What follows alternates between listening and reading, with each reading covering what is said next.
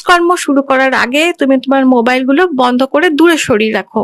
যখন খাবার খাচ্ছ তখন মনোযোগ দিয়ে খাবার খাও। প্রয়োজনের চেয়ে একটু বেশি পরিমাণে চিবিয়ে খাবার খাও। জিম করছো? তাহলে জিমটা শুধু মন দিয়ে করো।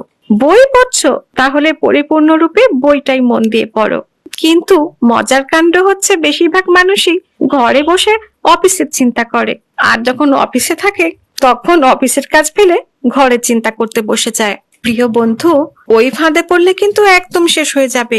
অন্তত 2 মাসের জন্য যখন যে কাজটা করছো সেটাকেই মন দিয়ে করার চেষ্টা করো, সচেতন ভাবে, সজ্ঞানে। আর অন্য কোনো চিন্তা তখন মনের ধারের কাছেও আনবে না। তারপরেই তোমাকে আর কাউকে কিছু শেখাবার দরকার হবে না। তুমি নিজেই নিজের লক্ষ্যের দিকে এগিয়ে যেতে পারবে। ওই যে যেদিন মনে আছে মোটরসাইকেল চালানো শিখছিলে, সেদিন কত মনোযোগ দিয়ে গ্লাস টেনেছো, কত মনোযোগ দিয়ে সামনে কোনো গাড়ি